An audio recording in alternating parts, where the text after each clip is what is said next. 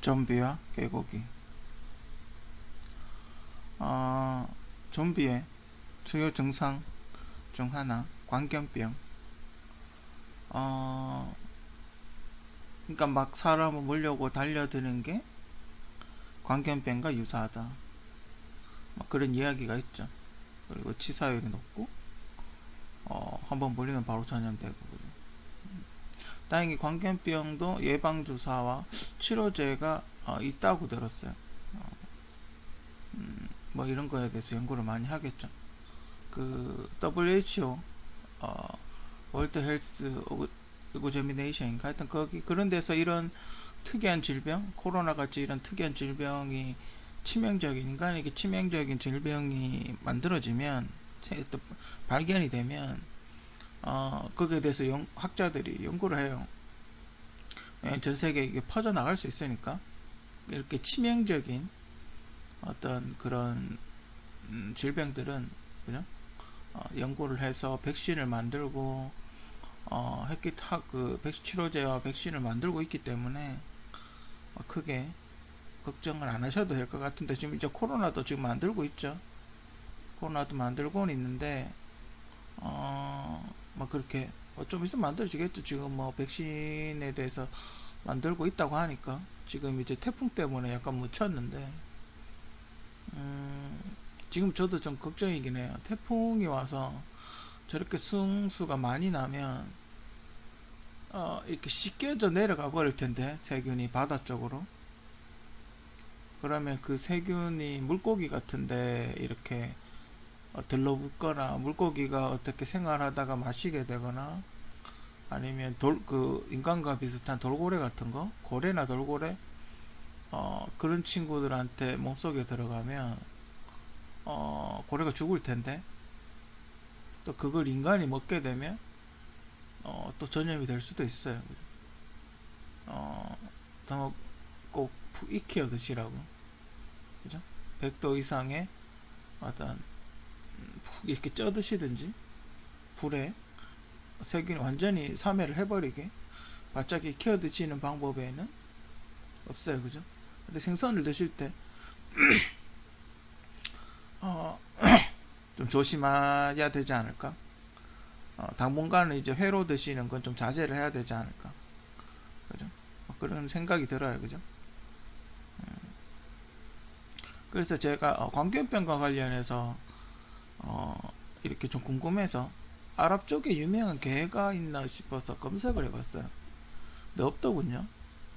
그러니까 우리가 시베리안 허스키라든지 한국 같으면 진돗개, 뭐 세퍼드, 뭐 불독 이런 게 있잖아요. 근데 아랍 쪽에는 유명한 개가 없더라고요. 어지간하면 사람이 사는 곳엔 그 개가 다 있거든요.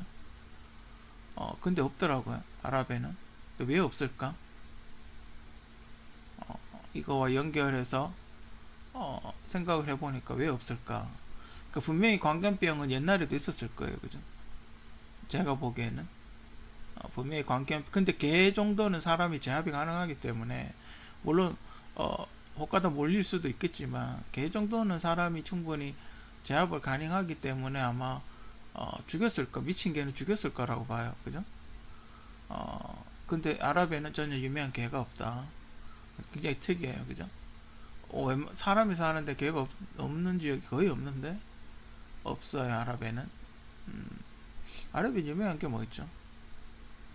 말은 있긴 한데, 그죠? 아랍에 유명한 말은 있긴 한데 개가 없어요. 그 말은 굉장히 특이한 말이 있죠. 갈비뼈가 19개인데 원래 말의 갈비뼈는 19개인데 18개 갈비뼈가 18개 있는 굉장히 특이한 말이 있죠.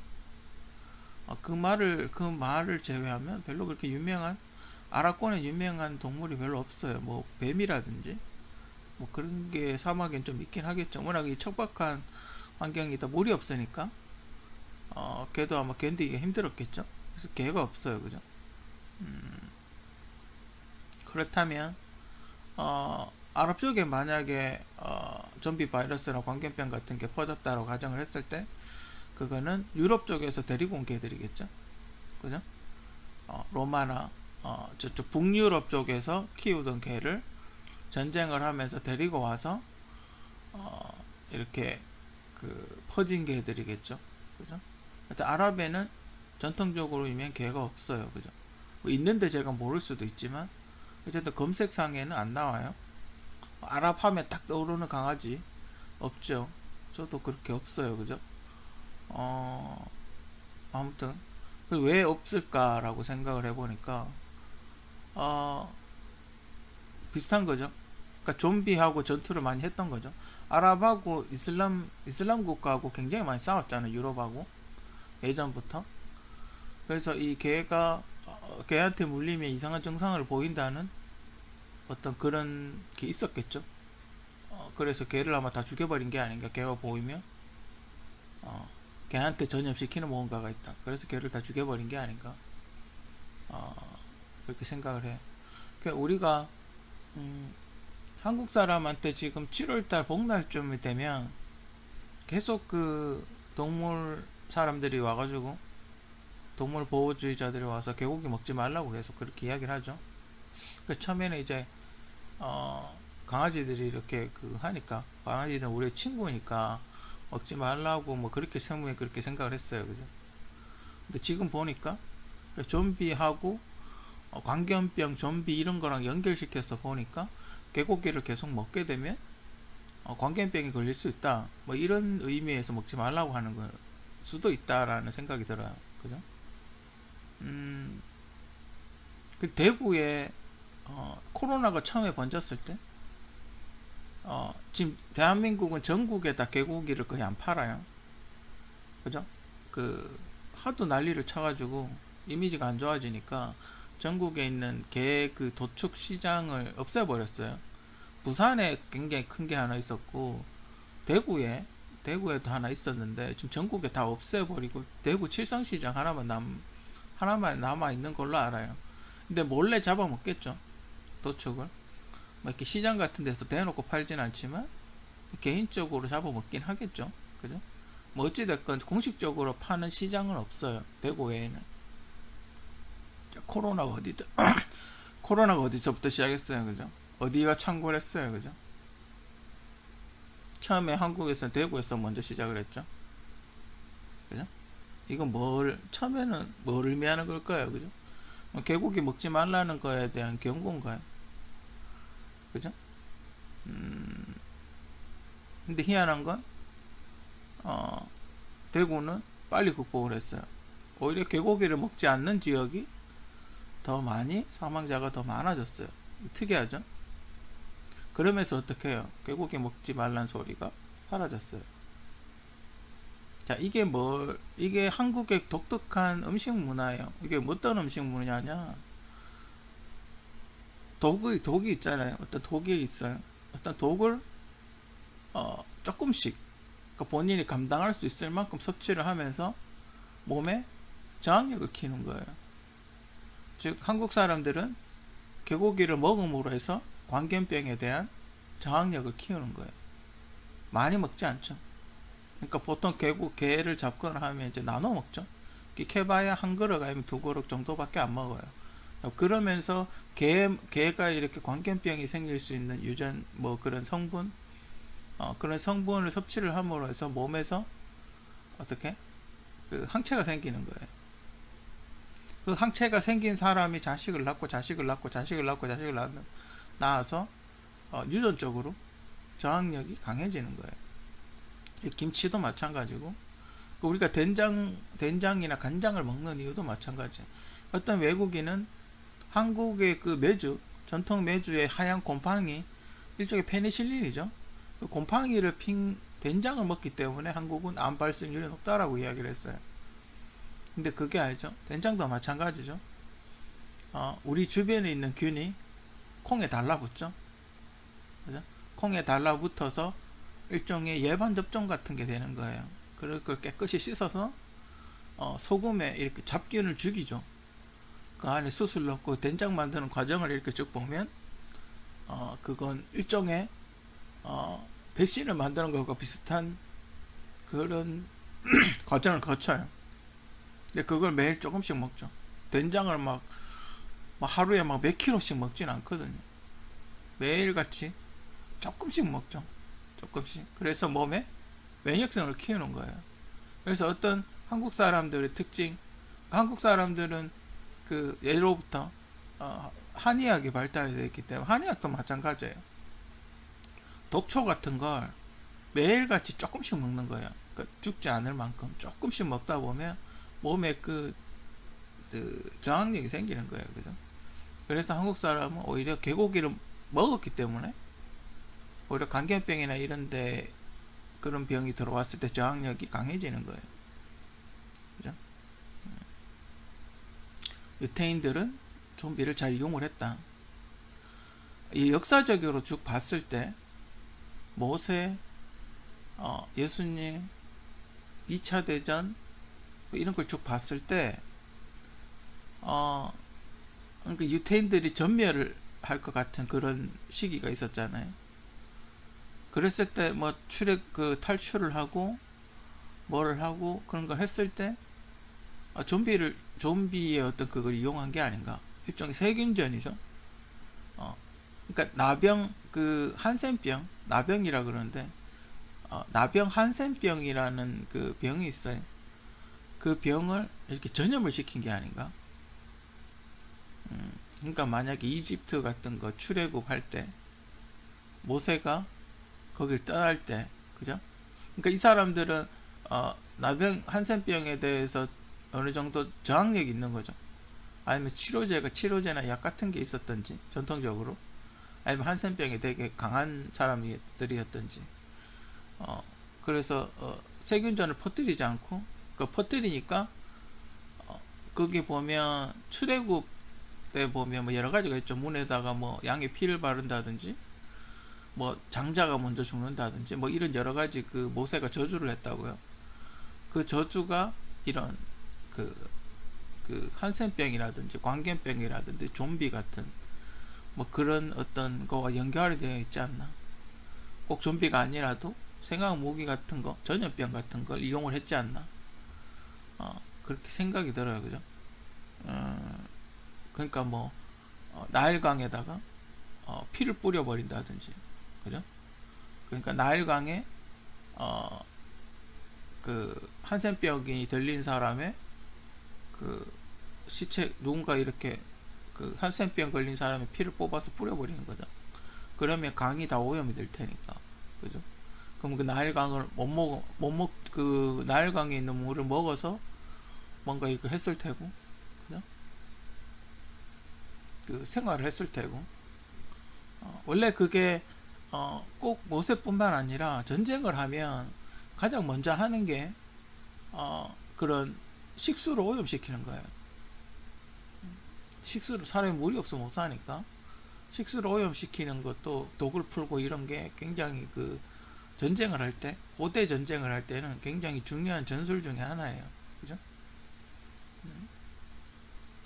그리고 또 예수님도 만약에 그 나병 환자, 한센병 환자를 치료하다가 자기가 감염이 됐지 않았나? 모세를 세례 요한을 찾아간 이유가 굳이 세례를 받을 필요가 없잖아요. 그죠? 근데 세례 요한을 찾아갔던 이유가 제 나름대로 생각을 해봤는데, 그러니까 한센병이 걸려서 뭐 어떻게 걸린 것 같아요. 그죠? 한센병이 걸려서 세례 요한한테 치료를 부탁하러 간 게 아닌가? 아니면 만약에 좀비한테 물렸어요. 좀비한테 물려서 세례 요한한테 이거 어떻게 해야 되냐고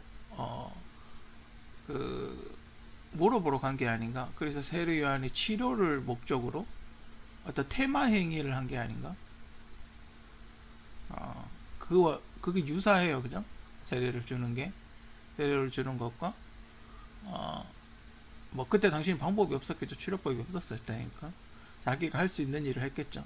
어떤 테마 행위를 한 게 아닌가. 그렇게 생각이 들어요. 그리고 이제 그 2차 대전 때 유태인들이 많이 불에 태워서 죽었잖아요. 학살을 당했잖아요. 물론 그거를 드라마에 그 2차 대전 때 장면을 응용을 해서 집어넣었을 수도 있어요. 그죠? 막 철조망을 막 이렇게 철조망을 붙들고 있는 거라든지 이런 걸 2차 대전 때 그 포로수 용소에 갇혔던 유태인들 포로수 그걸 연상을 시키기 위해서 그렇게 했을 수도 있어요. 그죠? 연출을 그렇게 했을 수도 있어요. 하지만 만약에 2차 대전 때 제가 알기로는 히틀러가 바티칸을 침공을 했던 걸로 알아요. 그죠? 그래서 쫙 퍼진 게 아닌가. 그래서 히틀러는 유태인을 실어서 죽인 게 아니라 유태인은 좀비나 전염병이 있었을 가능성이 크다. 그래서 제거를 한 게 아닌가. 그 좀비 같은 성향을 보였기 때문에 혹시나 해서 다 태워서 죽인 게 아닌가. 뭐 그렇게 전염병으로 생각을 했던 거죠. 뭔가 이상한 전염병을 옮기고 있다 이 말이죠. 그랬다고 생각을 히틀러가 했을 가능성이 매우 높아요. 그래서 다른 곳으로 이주를 시키고 혹시나 또 이게 한 명만 지금 코로나처럼 한 명만 있어도 다 전염될 수 있으니까 다른 데로 옮기고 불에 태워서 죽이지 않았나? 갑자기 그런 생각이 들어요.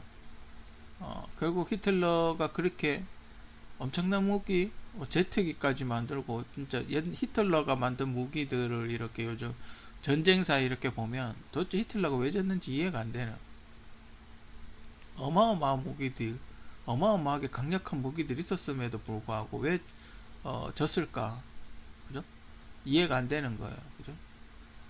유보트라든지 정말 막강한 무기들이 있었거든요. 근데 왜 졌을까? 상식적으로 이해가 안 돼요. 그죠? 결국 그 무기들은 어떻게 해요? 러시아하고 미국이 그 독일의 아이템을 다 가지고 갔죠. 미국 쪽은 비행기를 가져갔고 미사일 쪽은 러시아 가져갔고 그죠? 그렇게 지금 미국이 봐요. 거의 100년 동안 거의 5, 60년 동안 그 독일의 그때 당시 독일 무기로 지금 잘 먹고 잘 살고 있어요. 그죠? 우리 50년 우려먹고 있어요. 그런데 왜 독일이 졌을까요? 그죠? 다른 이유가 있다는 거죠. 그러니까 만약에 그게 좀비라면 비행기가 있으면 뭐예요? 그 운전할 조종사가 없는데, 그죠? 사람이 다 죽어버리면 탱크가 있어도 조종할 사람이 없는 거예요. 그죠? 히틀러는 좀비에게 졌다. 그러니까 유태인을 건드리면 유태인의 최후의 수단은 좀비다. 그죠? 뭐 그런 약간 상상 같은 걸 한번 해볼 수 있죠. 일본 원자 폭탄은 좀비 제거용이다. 그러니까 2차 대전, 그러니까 유태인들이 미국을 지원해줘서 미국 2차 대전을 참전을 많이 했다는 건 여러분들은 뭐 다 아시죠. 그렇다면 이제 독일은 뭐 어떻게 제거가 됐고, 그럼 일본을 제거를 했어야 되는데 일본도 미국을 침략을 했으니까. 근데 이제 거의 미국이 일본 밑에까지 왔을 때 분명히 일본으로 상륙을 해야 돼 육군이. 그죠? 그래야지 확실하게 항복을 받아낼 수 있으니까. 일본을 상륙을 하는데 만약에 그냥 일반 군인들이 돌격을 했다? 일반 군인들이 돌격을 했다 그랬을 경우 굉장히 피해가 막심하겠죠.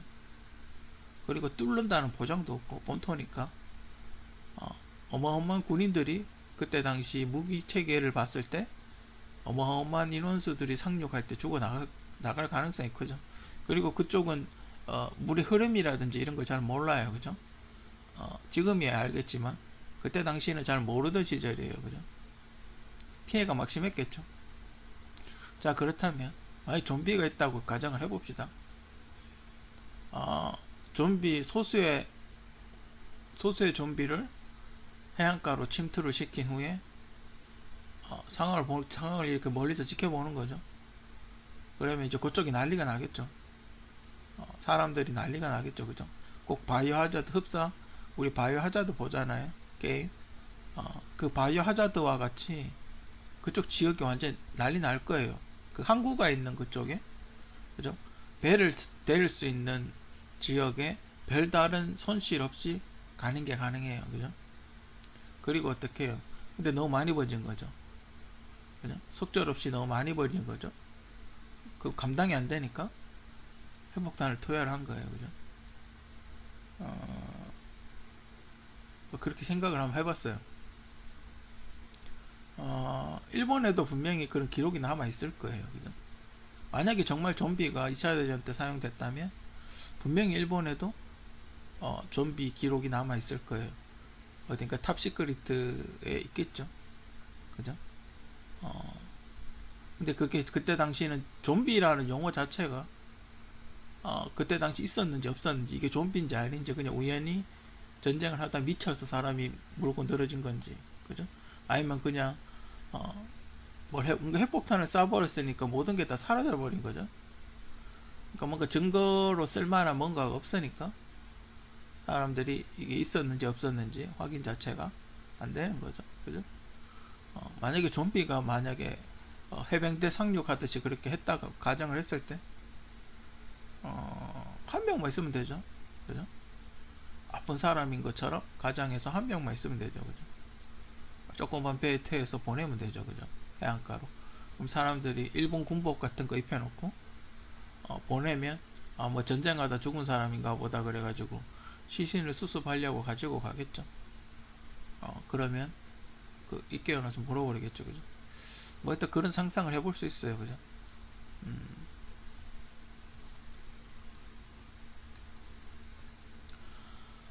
서프라이즈 뭐 얘는 이렇게 자료를 찾아보다가 서프라이즈의 교양청이 타임머신을 만들었다 뭐 이렇게 이야기를 했어요.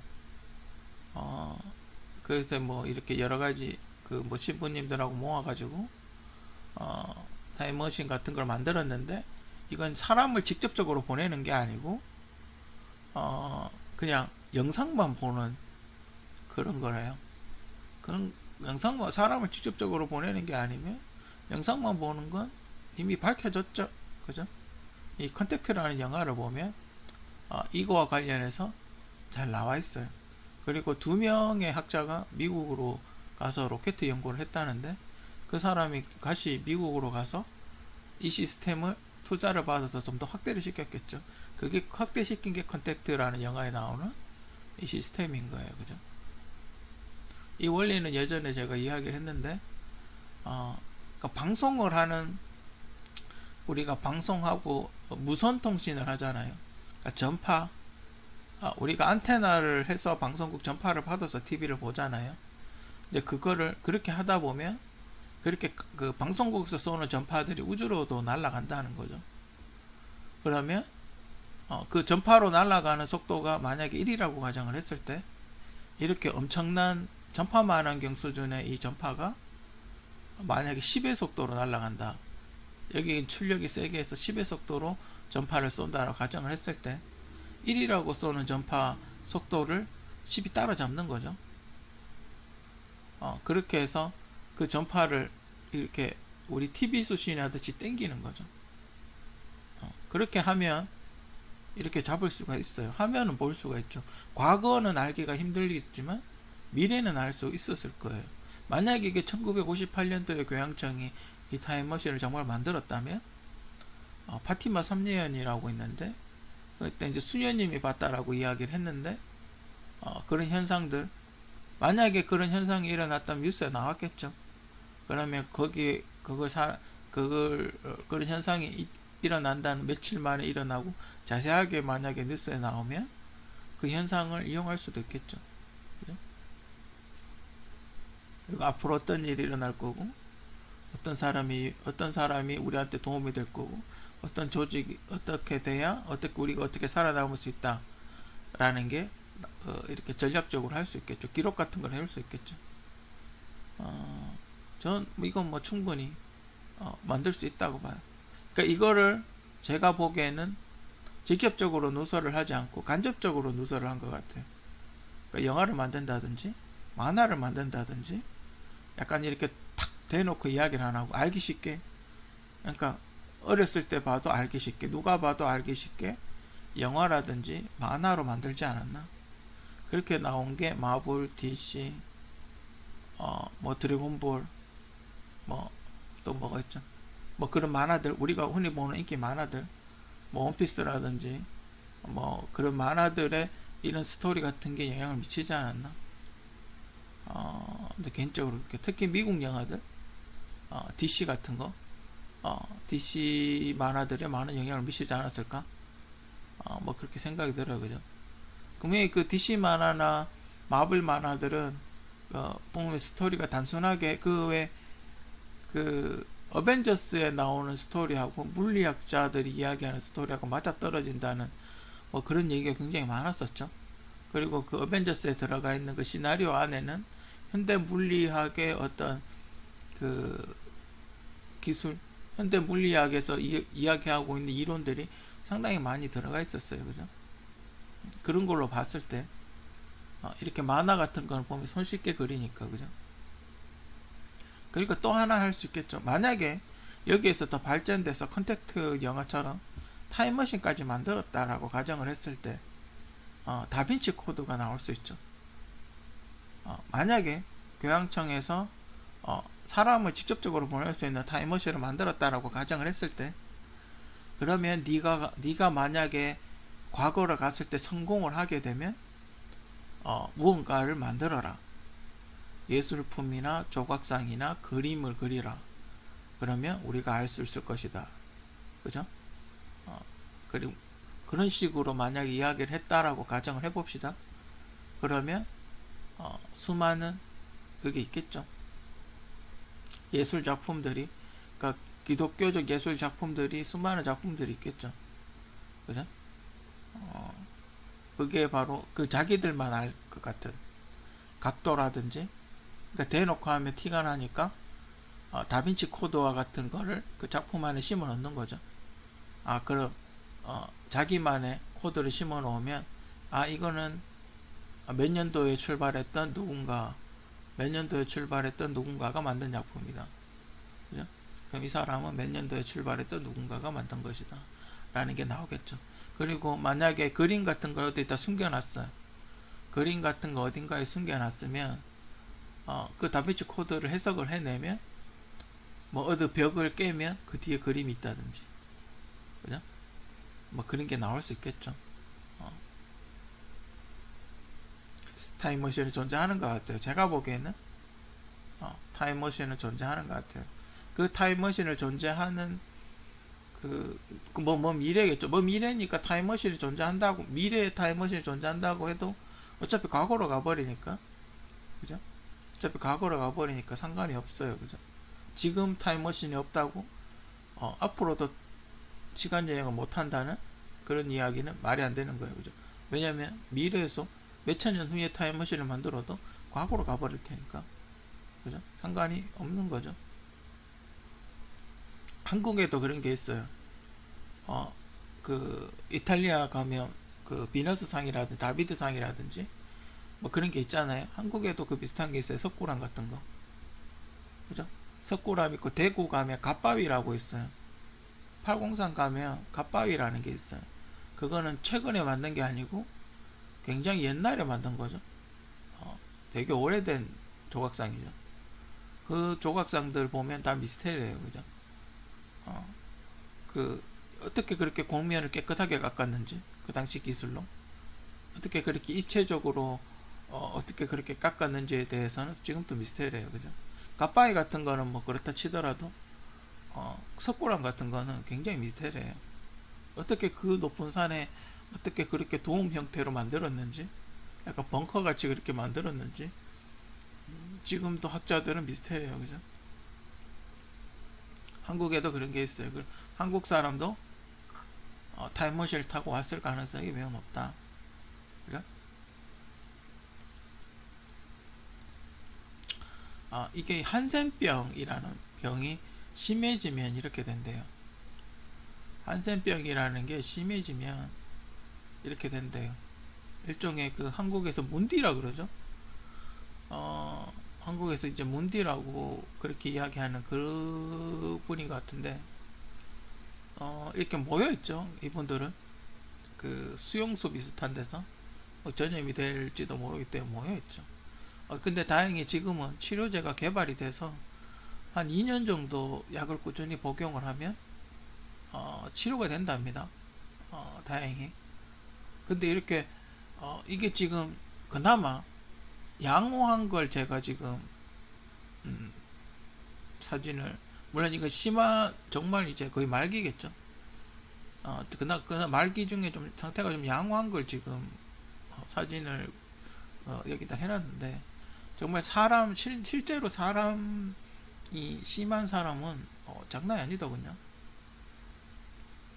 정말 굉장히 심각한, 정말 보면 깜짝 놀랄 정도, 깜짝 놀랄 정도의 어떤 그런 증상이 이렇게 있더군요. 제가 이걸 왜 이렇게 해놨냐면, 일본 애니, 헬싱이라는 일본 애니가 있어요. 있고, 반헬싱이라는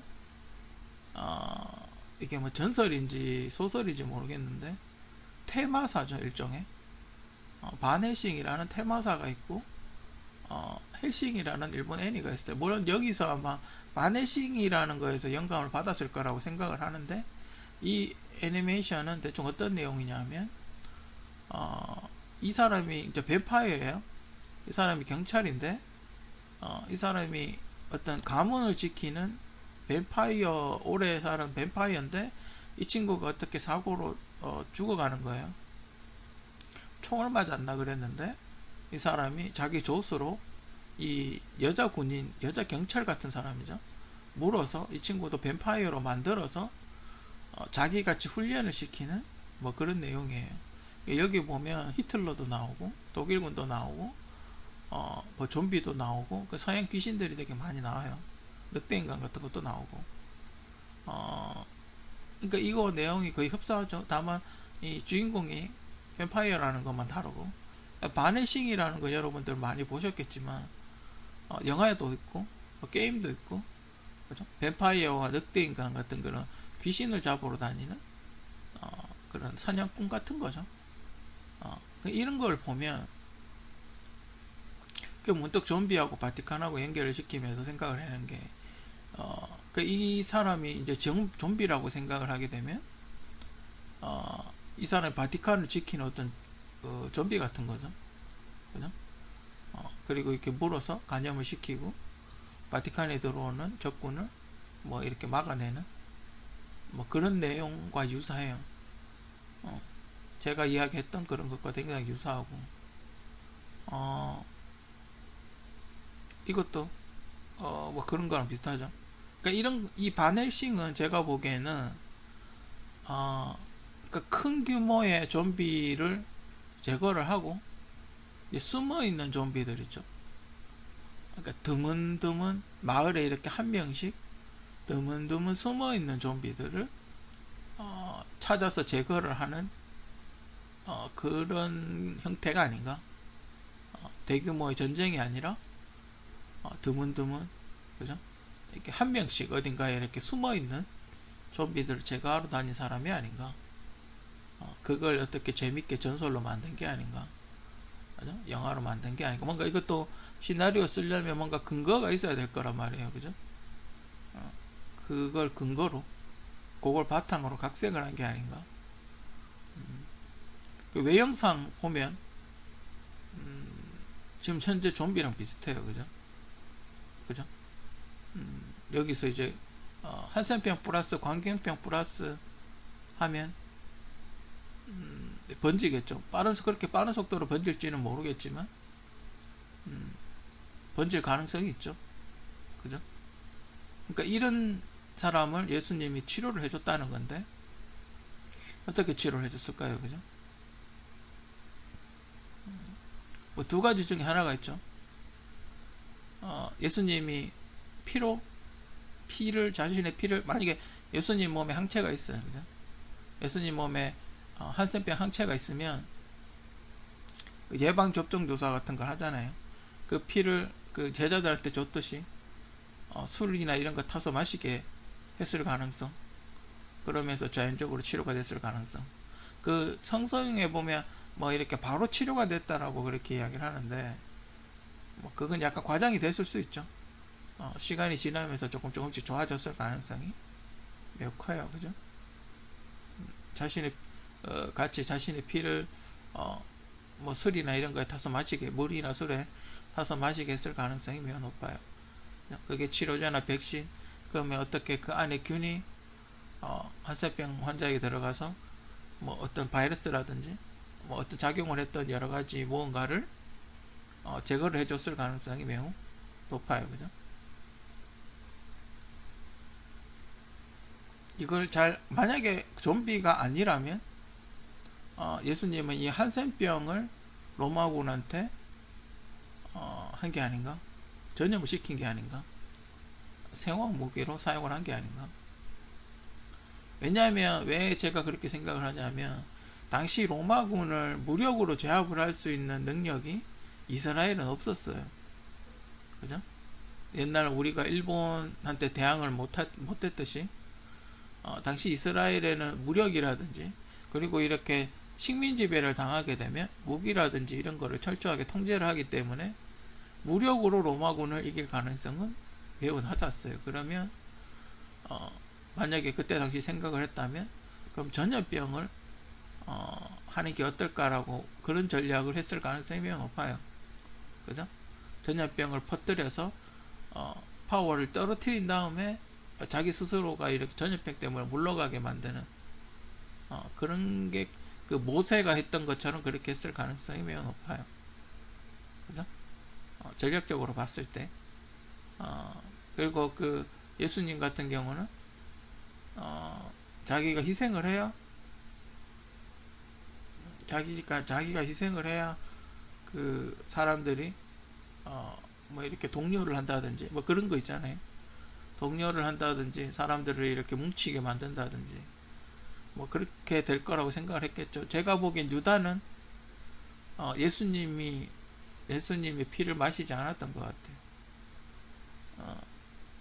어차피 예수님을 팔아먹을 친구였기 때문에 예수님이 줬던 그 백신을 먹지 않았겠죠. 먹지 않았는데 자기가 걸려버린 거죠. 좀비한테 물렸든 아니면 병에 걸렸든 어떤 식으로든 병에 걸려서 한 것 같아요. 그죠? 여러 가지 상상을 해볼 수 있죠. 이런 걸 넣어보면서 기록에 많이 남아있지는 않지만 어땠을까? 과연 이런 일이 있었을까? 없었을까? 이 상황은 우리 현재의 인간관계를 생각해 봤을 때 이런 일이 있지 않았을까? 이 사람은 이렇게 행동하지 않았을까? 라고 분석을 해볼 수 있겠죠.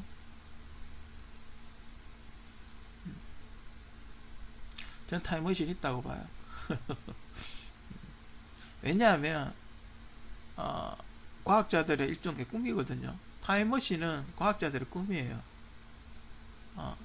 제가 알기론 물리과학의 꿈이에요. 우리가 우주를 연구하고 시간을 연구하고 이렇게 하는 거는 타임머신을 만들기 위해서예요. 그죠? 과연 이게 가능한가? 과연 이게 가능한가? 근데 제가 생각했던 이론은 타임머신을 만들려면 어마어마한 에너지가 필요해요. 어마어마한 에너지가 필요해요. 사람, 이렇게 작은 사람이겠죠?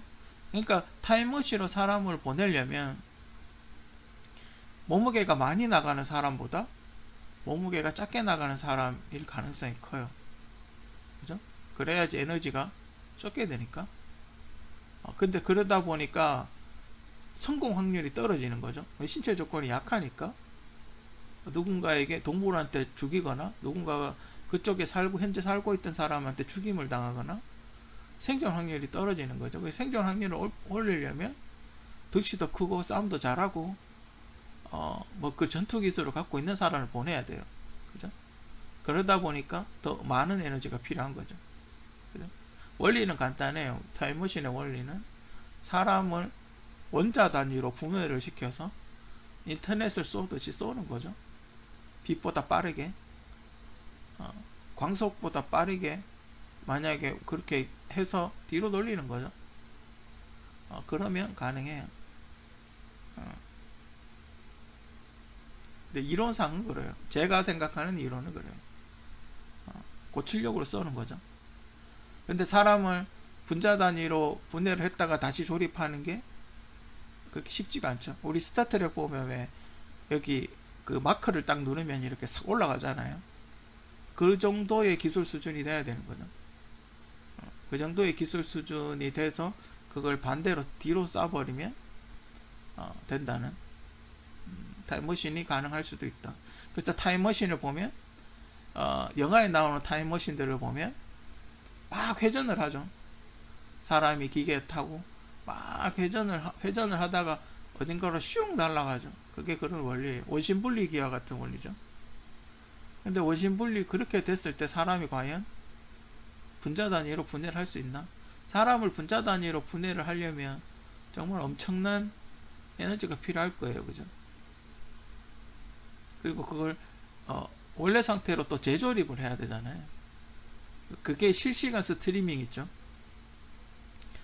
우리 왜 그 와이파이나 인터넷 하면 실시간으로 사람 이렇게 영상을 재조립하잖아요. 코드로 보내서 컴퓨터 코드로 보내서 재조립을 하잖아요. 그런 것처럼 재조립을 하는 거예요. 그죠? 이론상으로는 가능해요. 실제로 그게 가능할지는 모르겠지만 전배와 계곡이 그 나라가 어떤 그 한국같이 이렇게 한의학이 발달한 나라에서 그 나라에서 그 나라 음식을 그렇게 먹는 데는 이유가 있는 거예요. 그죠? 그래서 외국 백인, 특히 백인들은 저항력이 약하죠. 몸에. 그래서 폐렴이라든지 이런 게 굉장히 잘 걸린다고 알고 있어요. 그래서 의학이 발달한 거죠. 한국은 오히려 더 거칠게 오히려 그걸 피하는 게 아니라 질병과 맞서 싸우는 거죠. 그 질병과 맞서 싸우는 거예요. 그죠? 좀비와 계곡이 뭐 어떻게 이게 정말 이렇게 좀비 같은 사태가 생기면 그걸 해결하는데 도움이 될지 안 될지 모르겠지만 어쨌든 지금 이렇게 세상이 너무 흉흉하잖아요. 그죠? 그래서 한 번쯤 이렇게 생각을 해봤어요.